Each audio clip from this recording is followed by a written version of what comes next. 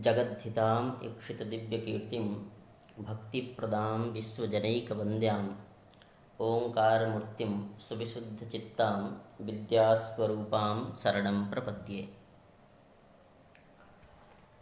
विगत पाठों में हमने ये देखा था कि मंगलाचरण का प्रकार क्या है, उसका स्वरूप क्या है, लक्षण क्या है।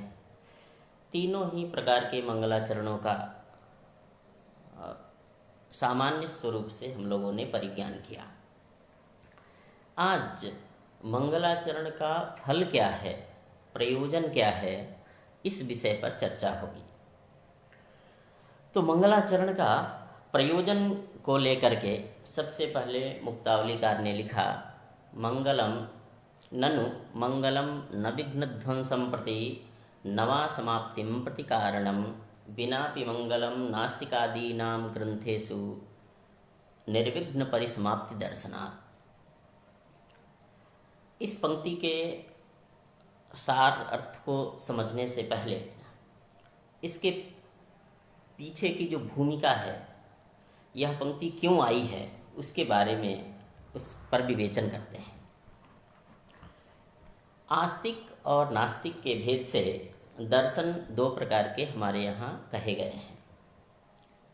उनमें नास्तिक कहते हैं, नास्ति परलोक तत्साधनम अदृष्टम तत्साक्षी ईश्वरो वा इति मतिः यस्य सः नास्तिकः। अथवा नास्ति परलोकः यज्ञादिफलम ईश्वरो वा इति वाक्येन कायते शब्दायते इति नास्तिकः। अर्थात जो वेद तत्वों को, वेद प्रतिपाद्य परलोक आदि को नहीं मानते, ईश्वर को नहीं मानते, उन्हें हम नास्तिक कहते हैं। यहाँ पर मंगल के फल को लेकर के नास्तिकों से नैयायिकों का विवाद है। नास्तिक कहते हैं कि मंगलाचरण नहीं करना चाहिए क्योंकि वो निष्फल हैं। इसका खंडन नैयायिक करेंगे। पहले नास्तिकों के द्वारा उपस्थापित आक्षेप पूर्व पक्ष को प्रस्तुत करते हैं, बतलाते हैं। नास्तिक कहते हैं, मंगलाचरणम न कर्तव्यम निष्फलत्वात्। मंगलाचरण को नहीं करना चाहिए क्योंकि वो निष्फल होते हैं। इस पर नैयायिक आक्षेप करते हैं कि यदि मंगलाचरण में निष्फलत्व रूप हेतु का यदि निश्चय हो तो हेतु निश्चित होने के बाद ही वह निष्फलत्व हेतु मंगल में अयुक्तत्व को सिद्ध करेगा। वो मंगलाचरण निष्फल ही नहीं है, अर्थात मंगल में निष्फलत्व ही नहीं है, ऐसा आक्षेप नैयायिकों ने किया। इस पर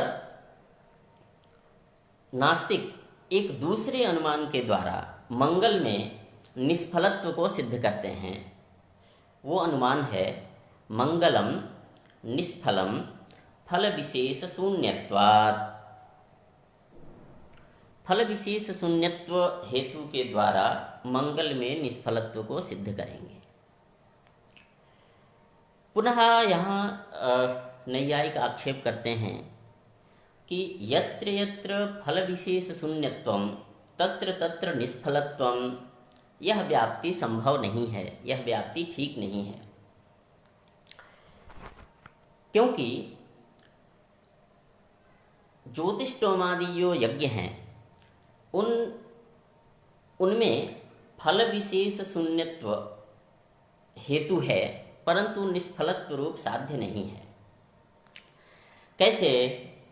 फल विशेष करके हम पुत्र रूप फल या पशु रूप फल विशेष को ले लिए। पुत्र रूप फल विशेष शून्यत्व ज्योतिष्टोमादि यज्ञ में है, याग में है, परंतु वहाँ फल निष्फलत्व नहीं है, तो यह व्याप्ति व्यभिचरित हो गई। इसके लिए नास्तिकों ने कहा कि हम हेतु में यावत्व का निवेश करेंगे। तो यावत्व का निवेश कर देने से हेतु बन गया यावत फल विशेष शून्यत्व, अर्थात यत्र यत्र यावत् फल विशेष शून्यत्वं तत्र तत्र निष्फलत्वम्।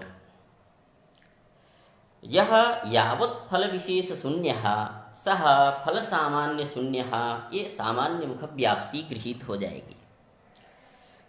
ऐसा करने से मंगल में निष्फलत्व की सिद्धि हो जाएगी। परंतु पुनः एक आक्षेप होता है कि आपने दो ही फल का निषेध किया है, मंगलम न विघ्न ध्वंसम प्रति नवा समाप्तिम प्रति कारणम। तो आपने दो ही फल का निषेध किया। यावत फल विशेष शून्यत्व तो आपने यहाँ प्रतिपादन क्यों नहीं किया? इस पर कहते हैं कि मंगलाचरण का पशु पुत्र इत्यादि जो फल हैं, एतत् फल शून्यत्व पूर्वतः सिद्ध है। केवल दो ही एक ऐसे फल थे, समाप्ति रूपी फल और विघ्न ध्वंस रूपी फल। नवीन के मत में विघ्न ध्वंस रूप फल है और प्राचीन के मत में समाप्ति रूपी फल है। जब ये दो फल विद्यमान हैं, दोनों ये फल नवीन और प्राचीन के मत में स्वीकृत हैं, तो उन्हीं दो फलों का निषेध करना अनिवार्य है। यदि वे दोनों फलों का निषेध हो जाए तो पशुपुत्रादि फल विशेष शून्यत्व पूर्वतः सिद्ध होने से यावत् फल विशेष शून्यत्व सिद्ध हो जाएगा। अतः मूल में केवल इतना ही लिखा कि मंगलम न विघ्न ध्वंसम प्रति नवा समाप्तिम प्रति कारणम। अब प्रश्न ये है कि नहीं प्रतिज्ञा मात्रेण अर्थ सिद्धि। केवल इतना कह देने से कि मंगल विघ्न ध्वंस के प्रति अथवा समाप्ति के प्रति कारण नहीं है, इतना कथन मात्र से अर्थ सिद्धि नहीं होगी। उसके लिए हेतु बतला रहे हैं। बिनापि मंगलम नास्तिकादीनां ग्रंथेषु निर्विघ्न परिसमाप्ति दर्शनात्, अर्थात मंगल के बिना भी नास्तिकों के ग्रंथ में, नास्तिक द्वारा रचित ग्रंथ में, उस ग्रंथ की निर्विघ्नता पूर्वक परिसमाप्ति देखी जाती है। यहाँ पर अन्वय ऐसे करना चाहिए, बिनापि मंगलम अर्थात मंगलाभावे भी ग्रंथेषु, नास्तिक ग्रंथेषु निर्विघ्न परिसमाप्ति दर्शनात्, अर्थात निर्विघ्नता का भी दर्शन होता है, विघ्ननाश का भी दर्शन होता है और समाप्ति का भी दर्शन होता है। तो समाप्ति कारणत्व मंगला भावे भी समाप्ति सत्वरूप व्यतिरेक व्यभिचार हो जाएगा और मंगला भावे भी विघ्न ध्वंस रूप व्यतिरेक व्यभिचार नवीन और प्राचीन दोनों मत में हो सकते हैं। यही मूल में लिखा है, ननु मंगलम न विघ्न ध्वंसम प्रति नवा समाप्तिम प्रति कारणम बिनापि मंगलम नास्तिकादीनां ग्रंथेषु निर्विघ्न परिसमाप्ति दर्शनात्। इन्हीं बातों को दिनकरी में लिखा है। ननु, ननु शब्द प्रश्नवाचक होता है। निष्फलत्वात् मंगलाचरणम अयुक्तम, ये अनुमान के रूप से कहेंगे तो मंगलाचरणम अयुक्तम निष्फलत्वात्, ऐसा नास्तिकों का प्रथम आक्षेप था कि मंगलाचरण नहीं करना चाहिए क्योंकि वह निष्फल है। न च निष्फलत्वमेव तस्य असिद्धम, मध्य में नैयायिकों ने आक्षेप किया कि अनुमान में हेतु का पक्ष में निश्चय होना अनिवार्य है। साध्य संदिग्ध हो तो साध्य का संशय होना चाहिए, परंतु हेतु का पक्ष में निश्चय होना चाहिए। प्रकृति में निष्फलत्व हेतु मंगल स्वरूप पक्ष में निश्चित ही नहीं है, ऐसा आक्षेप नैयायिकों ने किया।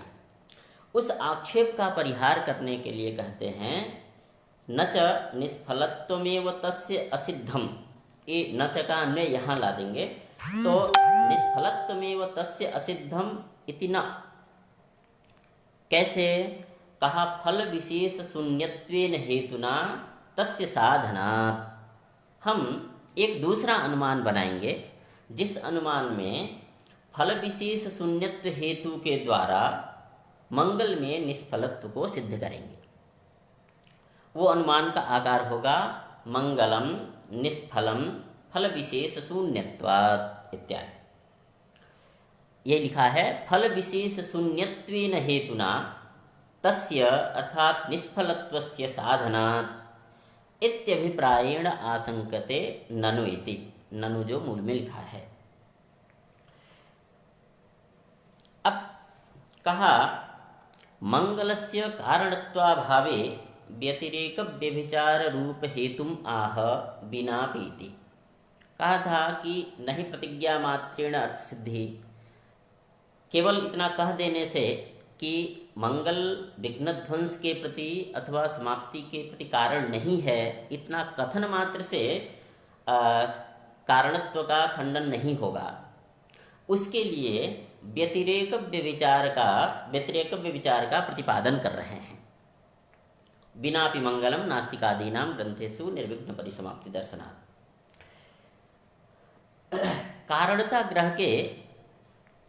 कारणता के निश्चायक दो होते हैं, अन्वय सहचार और व्यतिरेक सहचार। अन्वय सहचार अर्थात तत्सत्वे तत्सत्वम, व्यतिरेक सहचार तदभावे तदभावः अर्थात कारण सत्वे कार्य सत्वम, ये अन्वय सहचार हुआ। कारणाभावे कार्याभावः, ये व्यतिरेक सहचार हुआ। जहाँ पर अन्वय सहचार और व्यतिरेक सहचार जिन दो वस्तुओं के मध्य होते हैं उनमें कार्य कारण भाव का नियमन होता है।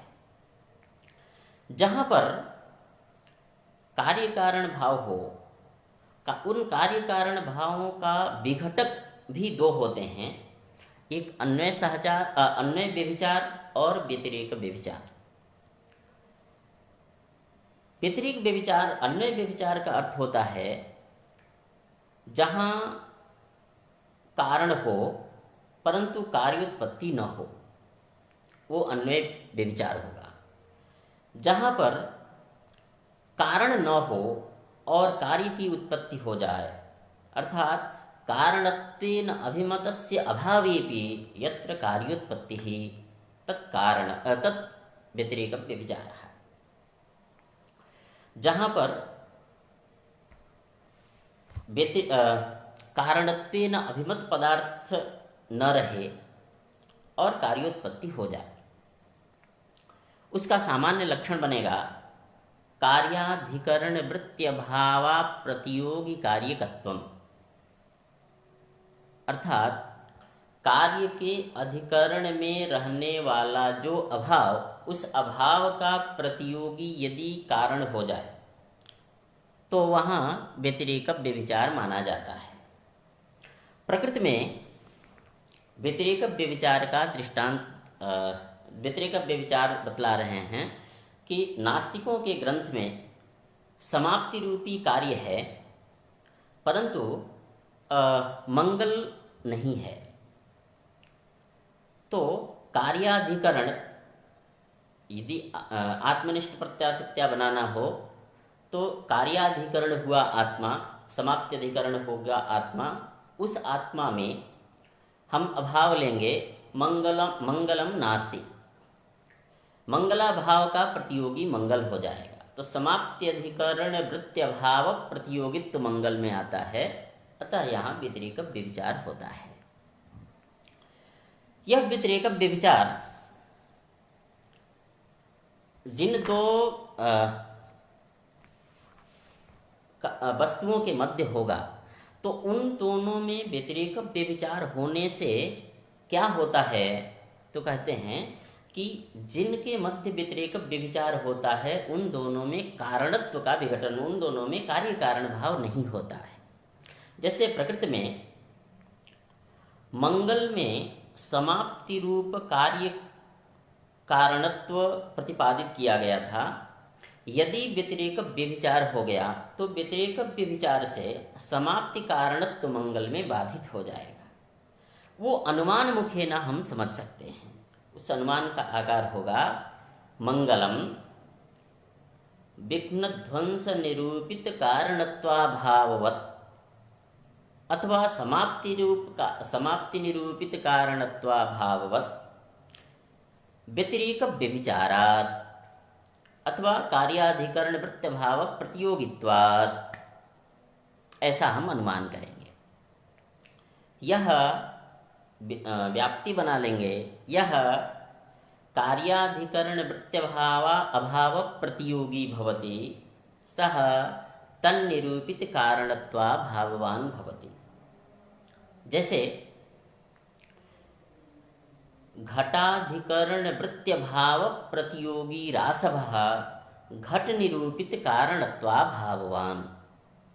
जैसे रासभ और घट के मध्य कार्य कारण भाव नहीं होता है, वैसे ही यहाँ पर भी मंगल और समाप्ति अथवा विघ्न ध्वंस के मध्य कार्य कारण भाव नहीं बन पाएगा व्यतिरेक व्यभिचार होने से। अतः व्यतिरेक व्यभिचार को बतलाने के लिए उन्होंने लिखा बिनापि मंगलम नास्तिकादीनां ग्रंथेषु निर्विघ्न परिसमाप्ति दर्शनात्।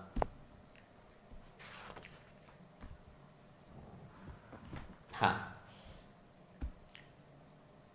अब व्यतिरेक व्यभिचार हो गया। इस व्यतिरेक व्यभिचार का परिहार करने के लिए वो कह रहे हैं, एक मध्य में समाधान दे रहे हैं नैयायिक, कि जहाँ पर कार्य हो और कारण न हो, वहाँ पर कार्य के द्वारा कारण का अनुमान कर लिया जाता है। हम भी जहाँ जिस नास्तिक ग्रंथ में समाप्ति है परंतु कारण मंगल रूपी कारण नहीं है, वहाँ हम मंगल का अनुमान कर लेंगे। अर्थात बिना मंगल के विघ्न ध्वंस संभव नहीं था। जब तक विघ्न ध्वंस न होता तब तक समाप्ति न होती। समाप्ति दिखाई दे रही है, अतः उस समाप्ति का कारण मंगल भी अवश्य होगा, ऐसा हम अनुमान कर लेंगे। यतः वो इदानीं नास्तिक है तो इस जन्म में मंगलाचरण तो नहीं किया होगा, अतः पूर्व जन्म के मंगल का हम अध्याहार कर लेंगे, आक्षेप कर लेंगे। पूर्व जन्म के मंगल का हम अनुमान कर लेंगे। वही लिखा है कि न च तत्र जन्मांतरीय मंगल कल्पनात् न व्यभिचारः। अर्थात पूर्व जन्मकृत मंगल का हम अनुमान कर लेंगे और पूर्व जन्मकृत मंगल से विघ्न नष्ट हुआ और विघ्न ध्वंस होकर के ग्रंथ समाप्ति हो गई। अब व्यतिरेक व्यभिचार नहीं लगेगा, कारणाभाववत् कार्य रूप व्यतिरेक व्यभिचार यहाँ नहीं आया। इस आक्षेप पर पुनः नास्तिक कहते हैं कि पूर्व जन्म में वह मंगल से विघ्न का नाश हुआ अथवा भोग से विघ्न का नाश हुआ अथवा प्रायश्चित से विघ्न का नाश हुआ, इनमें कोई विनिगमक युक्ति नहीं है। मंगल से ही हुआ ऐसा निश्चित नहीं है। विघ्न ध्वंस भोग से भी हो सकता था, तो हो सकता है कि पूर्व जन्मकृत भोग से विघ्न का नाश हुआ और विघ्न नाश होकर के ग्रंथ की समाप्ति हो गई। अब यहाँ दो पक्ष हो गए। यदि पूर्व जन्मकृत मंगल से विघ्न का नाश और ग्रंथ की समाप्ति हुई है, इस पक्ष में तो कोई व्यतिरेक व्यभिचार नहीं आएगा। परंतु जिस पक्ष में भोग के द्वारा मंगल विघ्न का नाश हुआ और ग्रंथ की समाप्ति हो गई, इसके पक्ष में व्यतिरेक व्यभिचार हो जाएगा।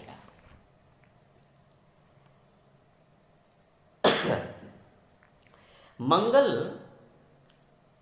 ऐसा होने पर अब क्या हुआ कि पूर्व जन्म में मंगल तद्भाव कोटिक संशय हुआ कि मंगल हुआ या नहीं, मंगल किया गया या नहीं, ऐसा एक संशय हुआ। मंगल तद्भाव कोटिक संशय, मंगल तद्भाव कोटिक संशय से व्यभिचार तद्भाव कोटिक संशय हुआ।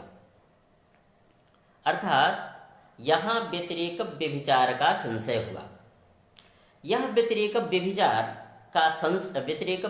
का संशय वो भी कारणता ग्रह के प्रति प्रतिबंधक है, ऐसा मान करके नास्तिक ये कहते हैं कि यद्यपि पूर्व जन्म में मंगल है या नहीं, ये संदिग्ध होने से यहाँ व्यतिरेक व्यभिचार का संदेह है। तथापि व्यतिरेक व्यभिचार का संदेह होने के कारण भी संशय विषयीभूत व्यतिरेक व्यभिचार भी कारणता ग्रह का बाधक हो जाएगा, प्रतिबंधक हो जाएगा। और कारणता ग्रह के प्रतिबंधक होने से मंगल और समाप्ति के मध्य, मंगल अथवा विघ्नध्वंस के मध्य कार्य कारण भाव संभव नहीं है, ऐसा नास्तिकों का आक्षेप है। वही लिखा है, न च तत्र जन्मांतरीय मंगल कल्पनात् न व्यभिचारः इति वाच्यं भोगादिनापि नास्तिकात्मनि विघ्ननाश संभवेन जन्मांतरीय मंगल संदेहे व्यभिचार संशय संभवात्। व्यभिचार संशय हो जाने से संशय विषयीभूत व्यभिचार व्यतिरेक व्यभिचार ज्ञान भी कारणता ग्रह का प्रतिबंधक है, ऐसा मान करके प्राचीन नास्तिक ये कहते हैं कि मंगल और समाप्ति के मध्य कार्य कारण भाव नहीं हो सकता, अर्थात मंगल समाप्ति अथवा विघ्न ध्वंस का कारण नहीं है, ऐसा नास्तिकों का आक्षेप रहा। अब कहते हैं कि अत्र कादंबर्यादि ग्रंथे अब अन्वय व्यभिचार का भी एक दृष्टांत दे रहे हैं। अन्वय व्यभिचार का लक्षण है, अन्वय व्यभिचार का सामान्य अर्थ है कि जहाँ कारण हो परंतु कार्योत्पत्ति न हो,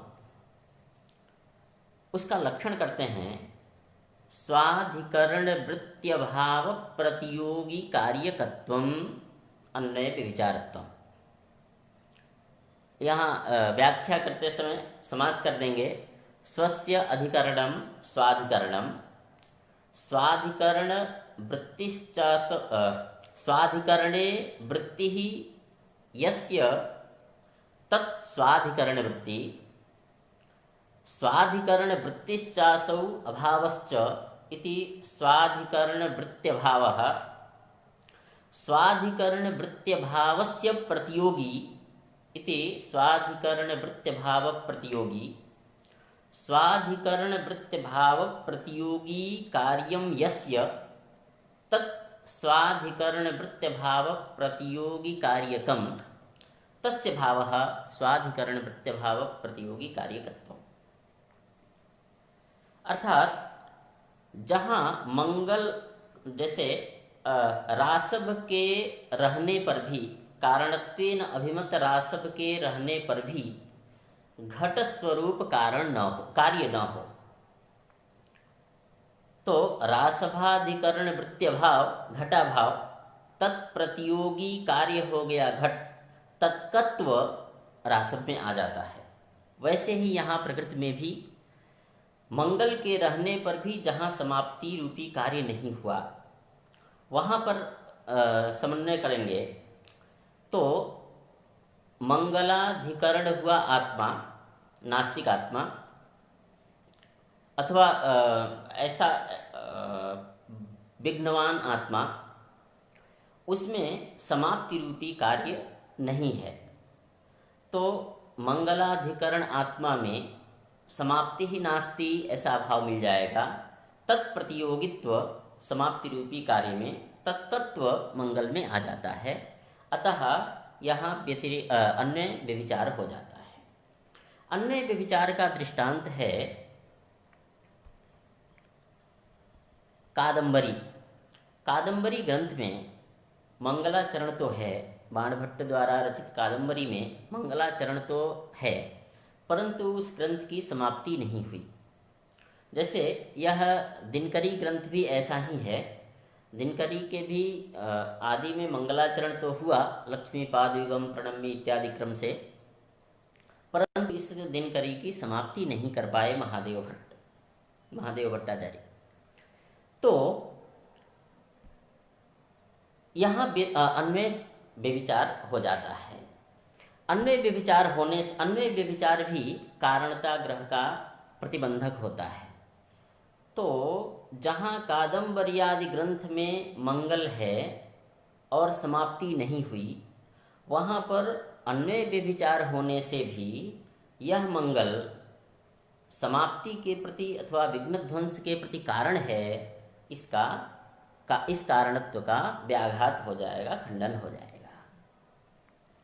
ये लिखा है, अत्र कादम्बर्यादि ग्रंथे मंगल सत्वेपि समाप्तेः अदर्शनेन अन्वय व्यभिचारोपि दोषो बोध्यः। यहाँ केवल व्यतिरेक व्यभिचार ही नहीं है, अन्वय व्यभिचार भी बतलाया। अब यहाँ तक अन्वय व्यभिचार और व्यतिरेक व्यभिचार होने से मंगल समाप्ति के प्रति अथवा विघ्न ध्वंस के प्रति कारण नहीं है, यहाँ नास्तिकों के द्वारा यह अपना पूर्व पक्ष स्थापित किया गया। इसके बाद सिद्धांती नैयायिक अपना पक्ष प्रतिपादित करेंगे, इनका खंडन करेंगे। इति चेत न,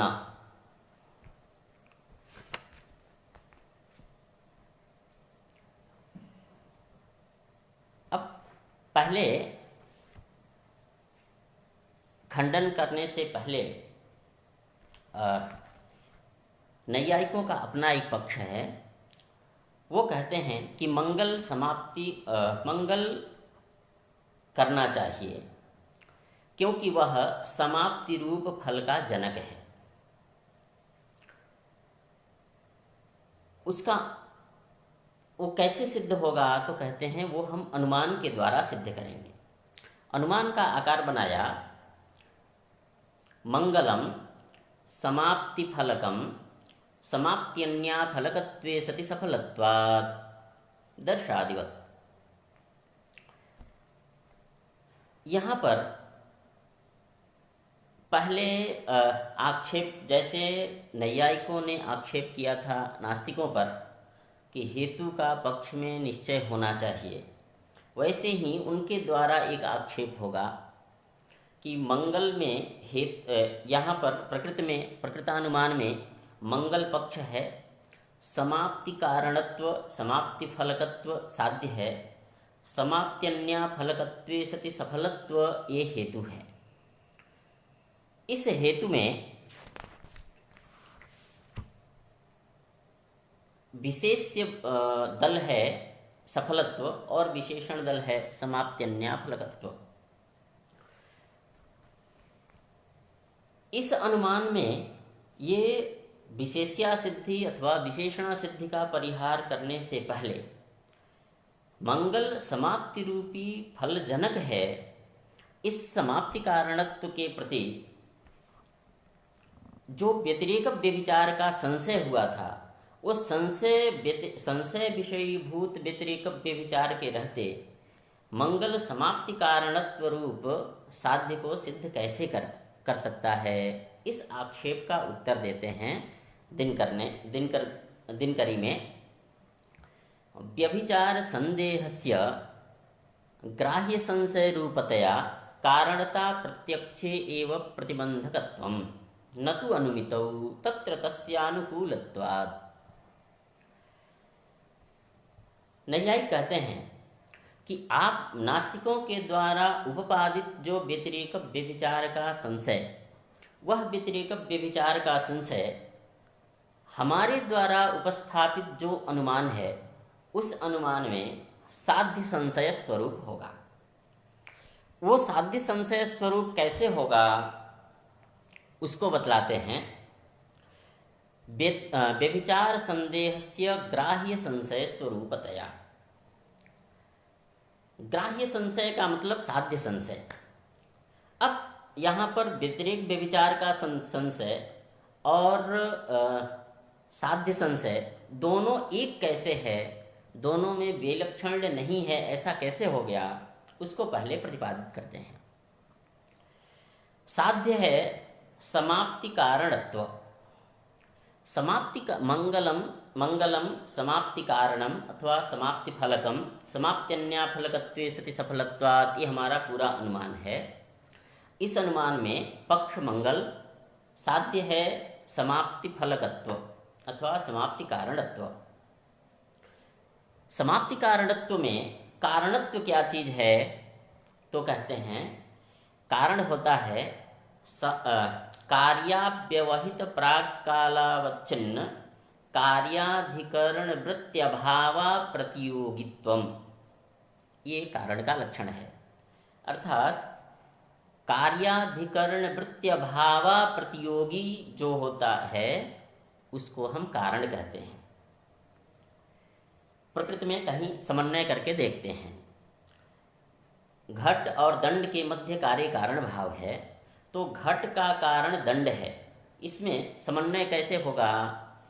कार्य घटाधिकरण हुआ कपाल, उस कपाल में स्वजन्य भ्रमिजन्य भ्रमिमत्ता संबंधेन दंड बैठा है, तो कार्य घटाधिकरण कपाल में दंडो नास्ति अभाव नहीं मिलेगा, पटो नास्ति अभाव मिलेगा। अभाव का प्रतियोगी पटादि होंगे, अप्रतियोगी दंड हो जाएगा।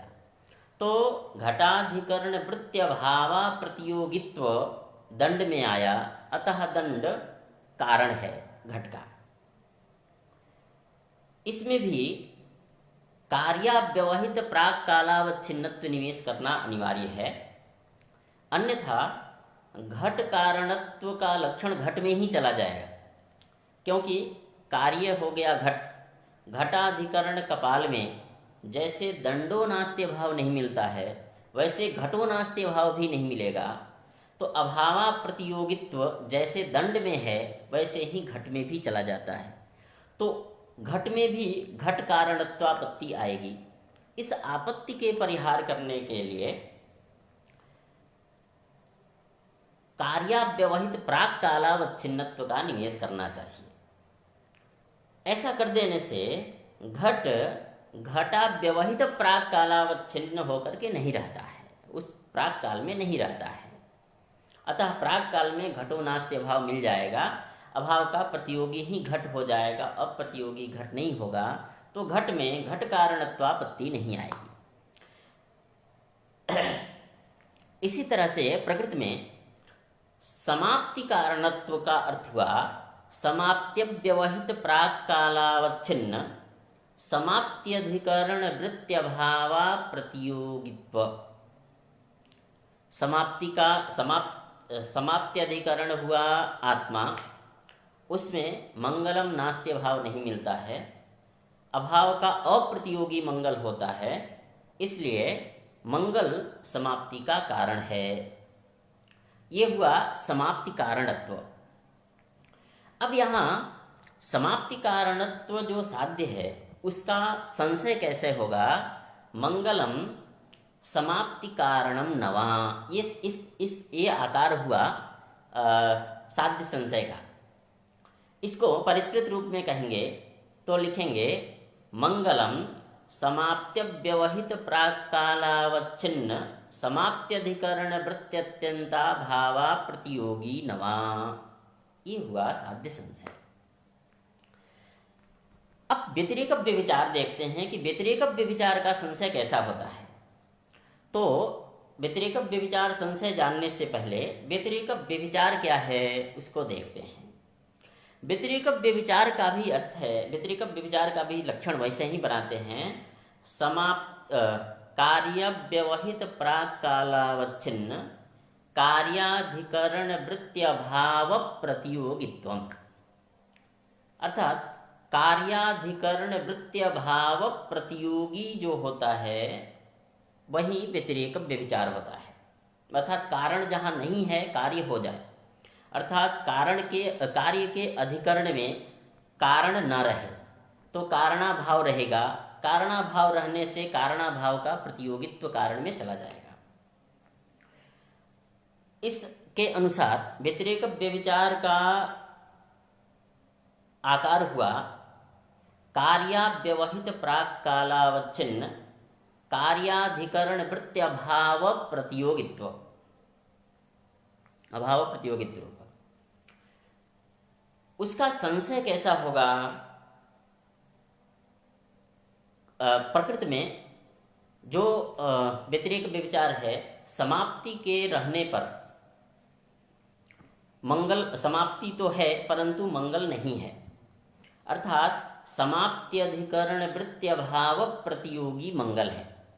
समाप्त्यधिकरण वृत्त्यभाव प्रतियोगी मंगल है, इसी को परिष्कृत रूप में इसका संशय होगा मंगलम समाप्त्यव्यवहित प्राक्कालावच्छिन्न समाप्त्यधिकरण वृत्त्यभाव प्रतियोगी नवा। ये व्यतिरेक व्यभिचार का संशय हुआ।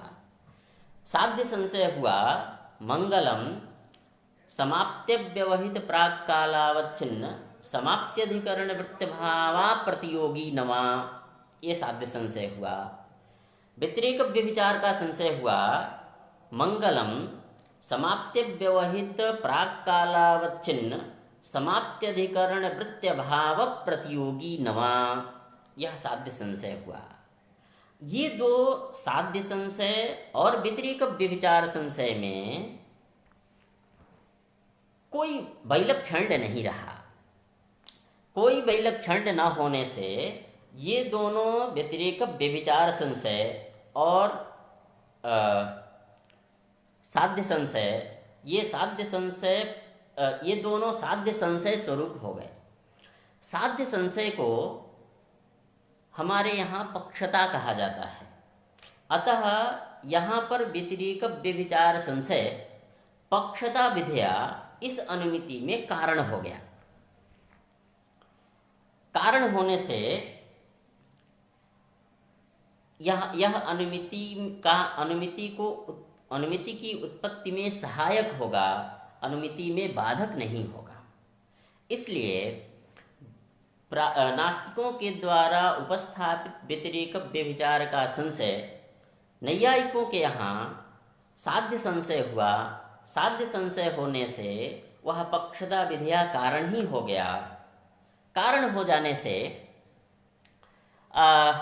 इन दोनों के मध्य जो कार्य कारण भाव का विघटन हो रहा था वो अब नहीं हो पाएगा। यही लिखा है व्यभिचार संदेहस्य ग्राह्य संशय रूपतया कारणता प्रत्यक्षे एव प्रतिबंधकत्वम न तु अनुमितौ। अनुमिति में यह व्यतिरेक व्यभिचार का संशय यहाँ प्रतिबंधक नहीं हुआ। तत्र मन अनुमितौ तस्य व्यतिरेक व्यभिचार संदेहस्य अनुकूलत्वात् अर्थात जनकत्वात्, वह जनक ही है। इस अभिप्राय से वहाँ पर मंगलम समाप्तिं प्रति कारणम समाप्त्यन्याफलकत्वे सति सफलत्वात्, यह परिशेषानुमान, इस परिशेषानुमान से मंगल में समाप्ति फलकत्व की सिद्धि हो जाएगी। तब इसके ऊपर नास्तिक पुनः एक आक्षेप करते हैं कि मंगलम समाप्ति फलकम समाप्त्यन्याफलकत्वे सति सफलत्वात्, यहाँ पर मंगल में सफलत्व कैसे है? यह यदि मंगल सफल ही नहीं है तो समाप्ति फलकता कैसे आएगी? इस आक्षेप का परिहार करने के लिए नैयायिक पुनः एक दूसरे अनुमान के द्वारा मंगल में सफलत्व को सिद्ध करने का प्रयास करते हैं। वो अनुमान है मंगलम सफलम अविगीत शिष्टाचार विषयत्वात्, ऐसा अनुमान बनाएंगे।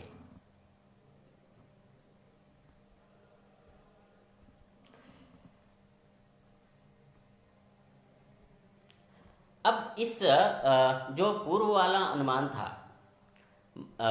मंगलम समाप्ति फलकम समाप्त्यन्या फलकत्वे सति सफलत्वात्, ये अनुमान है।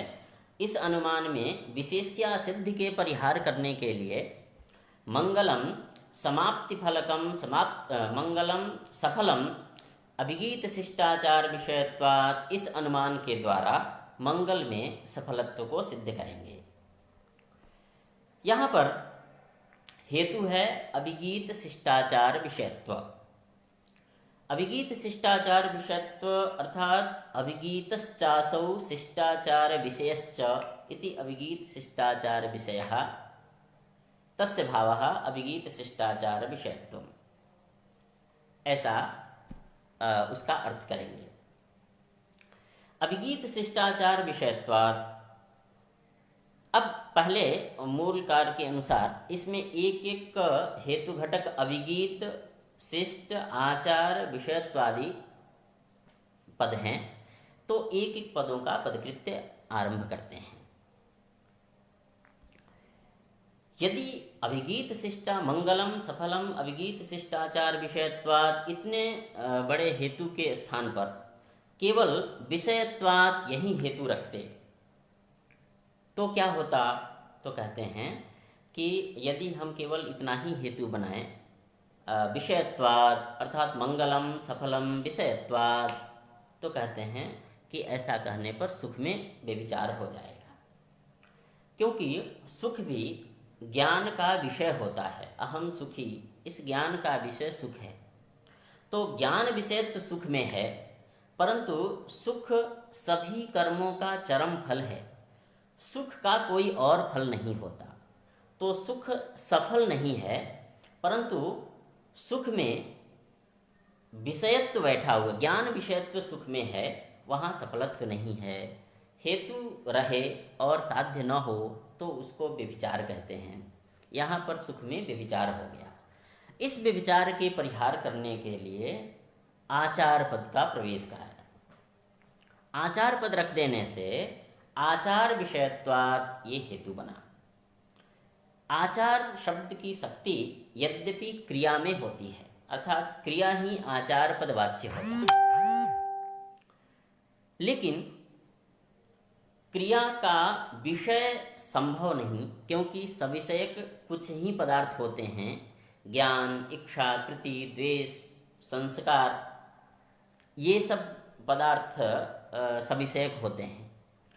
तो क्रिया के सविषयक न होने से क्रिया विषयत्व अप्रसिद्ध हो जाएगा, इसलिए यहाँ पर आचार का अर्थ कृति करेंगे, अर्थात कृति विषयत्व ये हमारा हेतु होगा।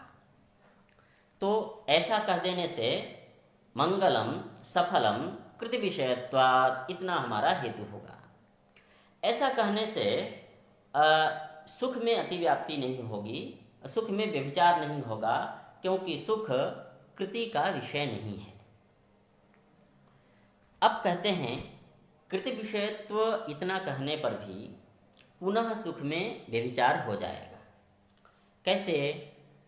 कहा कि स्वर्गम उद्दिश्य यागम विधीयते। वह यहाँ पर कृति का विषय उद्देश्यतया स्वर्ग है और विधेयतया याग है। तो कृति विषयता सामान्य रूप से कहने पर उद्देश्यत्वेन कृति विषयता पुनः सुख में चली जाएगी, स्वर्ग में चली जाएगी, परंतु वहाँ सफलत्व साध्य नहीं रहेगा, तो व्यतिरेक व्यभिचार पुनः व्यभिचार हो जाएगा। इस व्यभिचार के परिहार करने के लिए यहाँ पर कृति विषयता में विधेयतया कृति विषयत्व कहना होगा। विधेयतया कृति विषयत्व कह देने से उद्देश्यतया कृति विषयत्व सुख में है, परंतु विधेयतया कृति विषयत्व सुख में नहीं है, याग आदि में है, वहाँ सफलत्व भी है, अतः कोई दोष नहीं आएगा। यह लिखा है विषयत्वंच ज्ञान विषय सुखे अति प्रसक्तम अतः आचारेति। आचारश्च अत्र यद्यपि क्रिया एव तथापि विषयत्वश्रुतेः कृतिरेव विवक्षिता। अर्थात आचार पद की शक्ति यद्यपि क्रिया में है, तथापि विषयत्व पद समभिव्याहृत होने से यह आचार पद से कृति ही विवक्षित है। तद विषयत्वंच अत्र विधेयतया बोध्यम।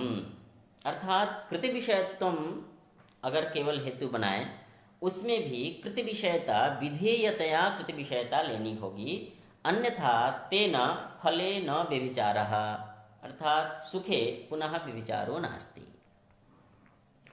तस्य फलस्य उद्देश्यतया कृत विषयत्वात्, वह फल सुखादि उद्देश्यतया कृत विषय हैं, विधेयतया कृत विषय नहीं है।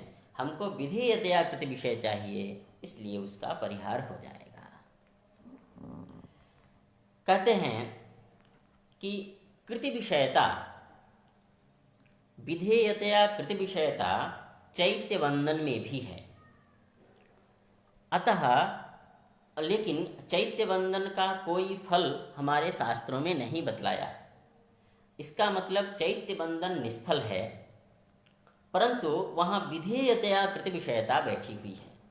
तो विधेयतया कृत विषयत्व चैत्य बंधन में है, वहाँ सफलत्व नहीं है, अतः पुनः व्यभिचार लगा। इस व्यभिचार के परिहार करने के लिए शिष्ट पद का प्रवेश कराते हैं। अब किं तावत् शिष्टत्वम्, शिष्ट पद कह देने से उसका परिहार कैसे होगा? तो कहते हैं, शिष्ट कहते हैं फल साधनतांसे भ्रांति रहितत्वम शिष्टत्वम, अर्थात फलांश में और फल साधनतांश में जिसको भ्रम न हो, यह इसका फल है, यह इसका कारण है, इस अंश में जिसको भ्रम न हो उसी को हम शिष्ट कहते हैं। ऐसा व्यक्ति चैत्य बंधन कभी नहीं करेगा, क्योंकि उसे यह पता होगा कि चैत्य बंधन किसी भी फल का जनक नहीं है। तो फल साधनतांश में भ्रांति रहित होने के कारण जो शिष्ट होगा वो शिष्ट चैत्य बंधन आदि रूप कार्य नहीं करेगा। अतः यहाँ पर शिष्ट पद कह देने से चैत्य बंधन में को लेकर के व्यभिचार नहीं आएगा। फल साधनतांसे भ्रांति रहितत्वम न तो वेद प्रामाण्याभिपगंतृत्वम, केवल वेद प्रामाण्याभिपगंता को हम शिष्ट नहीं कहते हैं। तेन व्युत्क्रमेण कृते दर्शादौ निष्फलत्वेपि न व्यभिचारः, कोई व्यक्ति वेद को प्रमाण तो मानता हो, परंतु व्युत्क्रम से यदि दर्शादि यज्ञ करे तो केवल वेद को प्रमाण मान लेने मात्र से उसका यज्ञ सफल नहीं होता। इसलिए केवल वेद प्रामाण्याभिपगंता को हम शिष्ट नहीं मानते, अपितु फल साधनतांश में जो भ्रांति से रहित होता है उसी को हम शिष्ट कहते हैं। अब कहते हैं जिसको फल साधनतांश में भ्रांति नहीं होगी, भ्रांत रहित जो होगा उसे हम शिष्ट कहेंगे। एक सेन याग है। सेन याग में सेन याग करने से शत्रुवध होता है, तो शत्रुवध रूपी फल का साधन है सेन याग। ऐसा फल साधनतांश से भ्रांति रहित जो शिष्ट है, वो शिष्ट के द्वारा शिष्टाचार विषयत्व सेन याग में भी है, परंतु सेन याग को सफल नहीं माना जाता। सफल क्यों नहीं माना जाता? कहते हैं वहाँ सफलत्व का अर्थ है बलवद अनिष्टान अनुबंधित्व विशिष्ट इष्ट साधनत्व, अर्थात इष्टोत्पत्ति नांतरी बलवद अनिष्ट जिससे हो रहा हो, जिस क्रिया को करने से, जिस कार्य को करने से बलवद अनिष्ट की उत्पत्ति हो रही हो, वह बलवद अनिष्टोत्पादक क्रिया सफल नहीं माना जाता। प्रकृति में अभिगीत शिष्टाचार विषयत्व में यदि अभिगीत पद न रखें तो शिष्टाचार विषयत्व सेन याग में भी आ जाएगा। सेन याग में शिष्टाचार विषयत्व है, परंतु सफलत्व नहीं है। क्योंकि वह बलवद अनिष्ट का उपपादक है, अनुपपादक नहीं है। तो वहाँ पुनः व्यभिचार हो जाएगा। इस व्यभिचार के परिहार करने के लिए अभिगीतत्व विशेषण दिया। अभिगीत शिष्टाचार विषयत्वात्। अभिगीत पद कह देने से सेनयाग विगीत है, निंदित है। सेनयाग करने वाले को नरक होगा ऐसा कह करके वेदों में स्वयं निंदा किया गया है। अतः अभिगीत शिष्टाचार विषयत्व सेनयाग में नहीं है, वहाँ सफलत्व भी नहीं है, तो कोई दोष नहीं होगा। यही लिखा है शिष्टाचार विषयत्वं सेनयागादौ अपि अस्ति, अत आह अभिगीत इति। अभिगीतत्वञ्च बलवदनिष्टाननुबन्धित्वं तेन स्येनादौ प्रवृत्त्युपयुक्त बन्दिष्ट साधनत्वरूप साध्याभावेपि न व्यभिचारः। अर्थात बलवदनिष्ठान अभिगीतत्व नाम बलवदनिष्ठान अनुबंधित्व। बलवदनिष्ठान अनुबंधित्व नाम इष्टोत्पत्तिनांतरीयक दुख भिन्न दुखाजनकत्वम्।